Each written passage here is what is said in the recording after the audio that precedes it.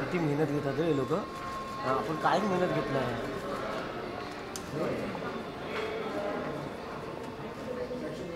रवि आराम से रवि आराम से गिरा देना तुम. गिरा देना.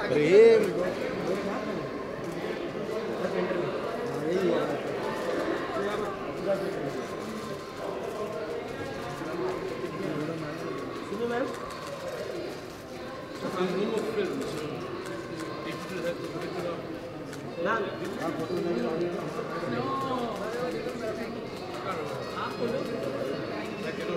अब ये हट जाए स्टिल्स.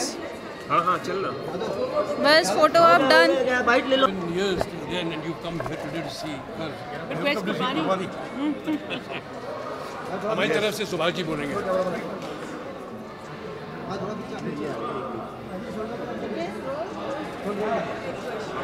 कर्ज 27 जून 1980 को रिलीज़ हुई थी और आज 37 साल के बाद मुझे यकीन नहीं आ रहा है कि मैं उन्हीं महान कलाकारों के साथ खड़ा हूँ जो कर्ज के लिए जिम्मेदार हैं, सिमी जी और ऋषि कपूर साहब.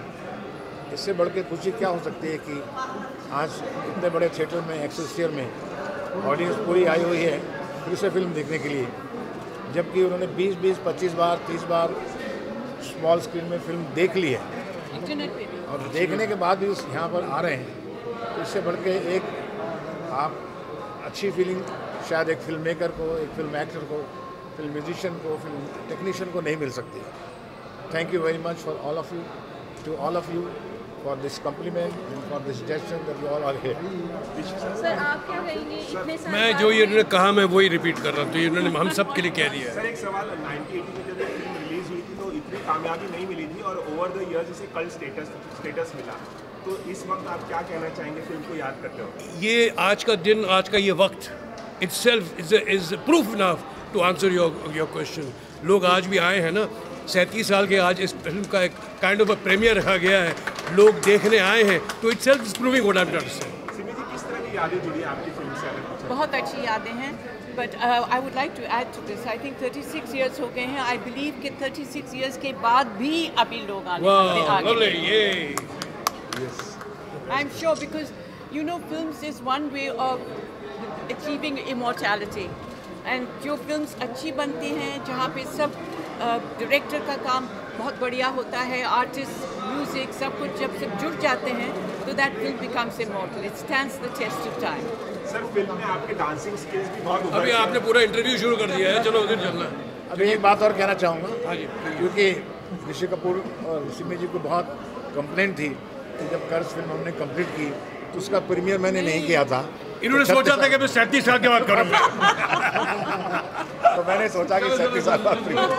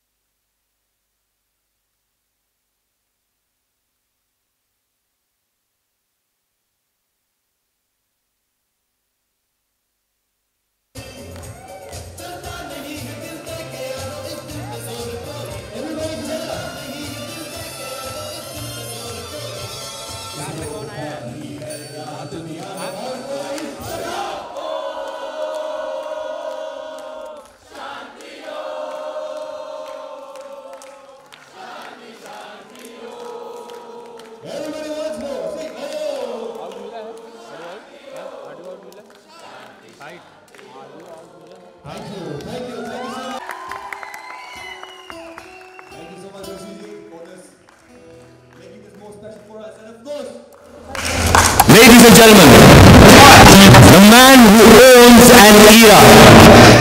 एक ऐसे इंसान जो विश्वास रखते हैं कि जो करूंगा मैं करूंगा और फिर दुनिया उस नएपन को फॉलो करेगी सालों साल तक. The man who created the film कर्ज, मुक्ता आर्ट्स की पहली फिल्म जो लेकर आए, the showman himself is here with me, Subhash राय.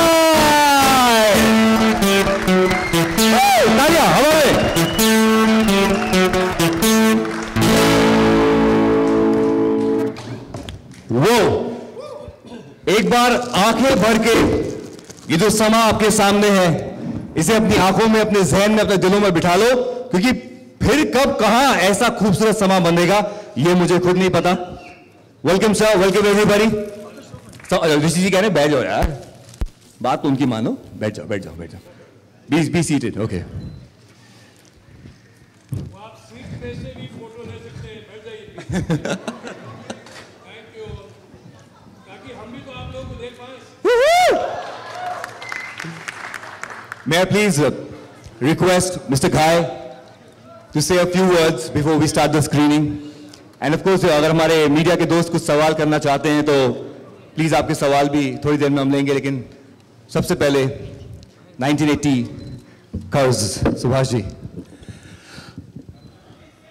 मेरी जिंदगी की पहली प्रोडक्शन मुक्ता फिल्म्स 24 अक्टूबर 1978 में मैंने फिल्म शुरू की।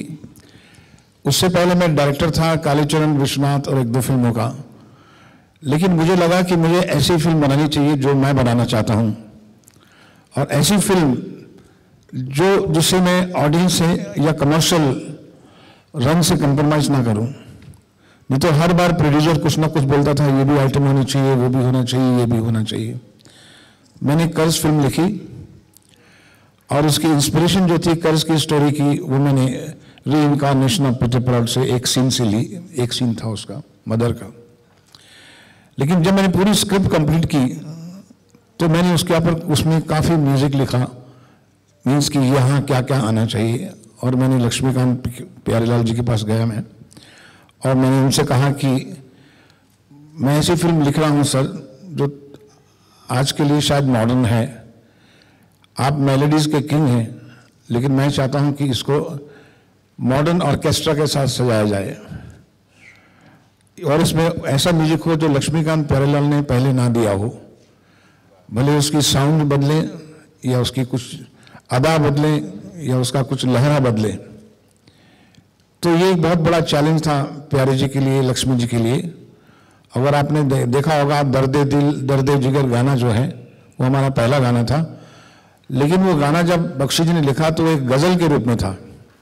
तो गज़ल कैसे गाई जाती है उसी तरह से, क्योंकि लड़का पार्टी में हीरो जो है हमारा गज़ल सुनाता है और लड़की मोहित होती है, तो एक कॉमन सी सिचुएशन में गज़ल जो थी वो बड़ी कॉमन सी लग रही थी। तो जब प्यारे जी आए तो हमने कहा कि इसको कैसे बदला जाए, और प्यारे जी ने और लक्ष्मीकांत और सब ने बैठ के ये डिसाइड किया कि इसको एक नया रूप दिया जाए। और आपके सामने जो गाना है दर्दे दिल, वो एक मॉडर्न रूप में आया, जिसमें कि हमारे अमर जी भी गवाह हैं। जी बिल्कुल, ये एक हमारे हिंदुस्तान के बहुत एस म्यूजिशियन हैं, इनके बिना हमारी रिकॉर्डिंग होती नहीं थी। वाह। और मैंने कहा अमर जी को जाके रिकॉर्डिंग रूम में कि गाना ऐसे शुरू करते हैं कि जिसमें कि पहले वो वायलिन बजाता है हीरो हमारा, क्योंकि ही इज ए म्यूजिशियन। तो म्यूजिशियन कैसे वायलिन बजाएगा, वो मुझे ऐसी धुन चाहिए। और मुझे याद है अभी भी अमर जी थे वहाँ पर, और उन्होंने अपने नोट्स बनाए, प्यारे जी से डिस्कस किया और ये ट्यून बनाई जो कि दर्दे दिल से पहले शुरू होती है, जो इंट्रोडक्शन में, जिसमें ऋषि कपूर जो उसको वायलिन में बजाते हैं। तो hands off to mister Amar for the contribution in this film. Second thing, the casting part of it was very difficult for me. मैं शत्रुघ्न सिन्हा एक्शन फिल्म में बनाता था, तो सभी एक्शन हीरो ही मेरे सामने खड़े थे कि चलो साथ में फिल्म करते हैं। चिंटू जो थे, ऋषि कपूर जिनका नाम है, रणधीर कपूर के भाई थे छोटे, और बहुत बड़े स्टार बन चुके थे बॉबी के बाद, और काफ़ी म्यूजिकल फिल्में कर रहे थे। तो मैंने इनके भाई रणधीर कपूर से कहा कि मैं एक म्यूजिकल फिल्म बनाना चाहता हूँ, तो अब ऋषि कपूर से पूछो क्या वो करेंगे मेरे साथ, क्योंकि मेरी इमेज कुछ एक्शन फिल्म की है। तो आई डू नॉट नो दोनों भाइयों में क्या बात हुई, तो उन्होंने कहा मुझे सब्जेक्ट सुनाओ। मैंने इन्हें सब्जेक्ट सुनाया, इन्हें सब्जेक्ट अच्छा लगा, और उसके बाद ये कहानी शुरू हुई।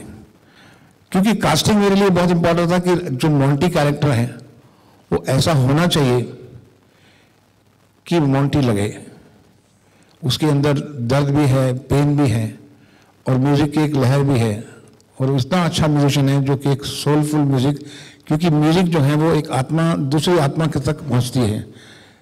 वो जो नोट्स हैं जो आप सुनते हैं वो राज किरण की आत्मा से सफ़र करती हुई ऋषि कपूर की बॉडी में आती है, लेकिन नोट सेम रहते हैं। इतना बड़ा हमारा ज्ञान हमको स्टडी करना पड़ता था। सेम नोट से ही वो आदमी जागृत होता है कि मेरा पिछला जन्म क्या था, क्योंकि साउंड की एनर्जीज जो हैं, यूनिवर्सल एनर्जीज, वो ब्रह्मांड में घूमती हैं। अगर आपने देखा हो कि उसके अंदर हम लोगों ने ब्रह्मा विष्णु महेश, रीइंकार्नेशन, पुनर्जन्म की जितनी एनर्जीज थी उसका पूरा अध्ययन किया, तब जाके वो म्यूजिक बना। और उसके लिए उस सिवाय ऋषि कपूर साहब के कोई भी फिट हिंदुस्तान का एक्टर नहीं था। और मैं समझता हूँ अमेजिंग कि ऋषि कपूर जो हैं आज भी इतने सालों के बाद भी हिंदुस्तान के अगर टॉप 3 एक्टर्स हैं तो उनमें से मैं एक मानता हूँ ऋषि कपूर साहब को। Big one. तीसरी बात जो हुई इस फिल्म में चैलेंज था मेरे लिए, वो था कि कामिनी का रोल कौन करेगा। स्क्रिप्ट तो हमने लिख दिया और लिख दिया कि ऐसा इतना कॉम्प्लेक्स कैरेक्टर, क्योंकि मैं उस कैरेक्टर को वैम्प नहीं बनाना चाहता था। मैं उसको वो जो उन ज़माने में वैम्प आया करती थी, अरुणा ईरानी थी, या जो नॉर्मल एक इमेजेस थी हमारी फिल्मों की कि एक वैम्प भी होती है, वो बर्बाद कर देती है हीरो को, उस तरह का कैरेक्टर मैं लिखा भी नहीं था और मैं चाहता भी नहीं था। लेकिन कौन करेगा? तो मेरे एक दोस्त हैं सोनलाल कंवर थे, मुझे याद है इस बात, तो उन्होंने उनकी फिल्म शायद आप कर रहे थे, हाँ, तो सोनलाल कंवर साहब को मैंने एक आइडिया सुनाया और मैंने कहा कि मुझे इस तरह के कैरेक्टर्स समझ नहीं आ रहा है कि किसको लूँ। तो उन्होंने मुझे कहा you go to Simi, she is one of the finest actor of India. इसको एक्टर की जरूरत है, स्टार की जरूरत नहीं है। तो तब मैं सिमी जी के पास गया, तो सिमी जी को मेरा रोल सुना, बड़े अच्छे तरीके से चाय पिलाई, खाना खिलाया और कहा कि ये मैं पिक्चर नहीं कर सकती। तो वो खाना मेरा वहीं का वहीं रह गया। मैंने बोला डिनर इतना अच्छा मिल रहा है तो पिक्चर भी करेंगी, मैं पिक्चर नहीं कर सकती। और आप सच मानिए कि मैं सिमी जी के पीछे कम से कम 2 महीने चक्कर लगाता रहा कि किसी भी तरीके से आपको ये मेरी पिक्चर करनी है। क्या बात। अगर आपने फिल्म नहीं की तो मेरी फिल्म ये बन नहीं सकती। तो बड़ी मुश्किल से जब उन्होंने मेरा डेडिकेशन देखा तो ये मान गई। लेकिन आप श्योर हैं कि आप मुझे संभाल लेंगे? Are you sure? मैंने बोला आप वो बाकी मुझ पर छोड़ दीजिए, मैं राइटर हूँ, डायरेक्टर हूँ, मैं एक्टर को कभी धोखा नहीं देता, इतना मैं जानता हूँ। मैं बेचता नहीं कहानी, मैं कहानी बनाता हूँ। तो सीबी जी ने किया और आपके सामने है कि it is one of the legend character of Indian cinema it has become, and CB ji आपके सामने है, and I thank her for it. बस ये 3 छोटी छोटी कहानियां मैं आपको बता सकता हूं आज के टाइम पे, बाकी आप ऋषि कपूर साहब से पूछ लीजिए। Thank you so much sir, thank you so much for this. Rishi ji, एक सवाल आ रहा है जहन में, आपने अपनी किताब में भी कर्ज फिल्म से जुड़ी कुछ बातें जो है लिखी हुई हैं। Which was the most difficult part of shooting कर्ज फॉर यू? आपका सवाल दूंगा, आपका जवाब दूंगा मैं, पहले जरा कुछ मैं पहले कुछ बिल्कुल थैंक यू। पहले तो सुभाष जी को बधाई हो, क्या कमाल का उन्होंने थिएटर बनाया है। ये मुंबई में ऐसा सिंगल स्क्रीन तो मैंने पहली बार देखा जो इतना फैंटास्टिक है। और बधाई हो मुक्ता A2 को, I believe it be Mukta arts 2, Mukta arts 2, तो उनको बधाई हो। बाकी रहा हमारा सफर जो कर्ज का है, एक चीज मैं आप लोगों को बताना चाहता हूं कि कर्ज लगी थी उस दौर में जबकि सिर्फ एक्शन फिल्में चलती थी। वो दौर ऐसा था कि कोई भी रोमांटिक या म्यूजिकल फिल्म टिकती नहीं थी अनटिल अनलेस उसमें कुछ बहुत कड़क बात होती। तो हुआ ये कि जब हमारी फिल्म रिलीज हुई तो it was accepted very well, but it was not a very big film in the sense कि एक पिक्चर 1 हफ्ते बाद आ रही थी, उसका नाम था कुर्बानी। फिरोज खान साहब ने उसे डायरेक्ट किया था। उसमें Firoz Khan, Zeenat Aman, Vinod Khanna, Amjad Khan, Shakti Kapoor, shot overseas, lot of sex, lot and equally good music, सब कुछ था, भरपूर उस पिक्चर में था। सो ऑब्वियसली 1 हफ्ते के बाद उस पिक्चर ने हमको थोड़ा सा धक्का तो जरूर दिया था। लेकिन आज इस बात का मैं साबित करना चाह रहा हूं कि 37 साल होने जा रहे हैं जून के महीने में। आज भी आप यहां बैठे हुए हैं, आप तालियां बजा रहे हैं, खुश हैं। हम आज भी कर्ज की बात कर रहे हैं और किसी फिल्म की बात नहीं कर रहे हैं। अमेजिंग। हर फिल्म की एक तकदीर होती है, हर फिल्म की एक कशिश होती है। ये पता नहीं क्या कशिश है इस पिक्चर में। सुभाष जी का जादू था, म्यूजिक का जादू था, सिमी जी या सबका एक कंट्रीब्यूशन था। वो एक बोलते मुकम्मल पिक्चर बन जाती है। हम पिक्चर बनाते नहीं, बन जाती है। एक अच्छी पिक्चर और एक मेमोरेबल पिक्चर बन जाती है, और इस यही खासियत है कर्ज फिल्म की।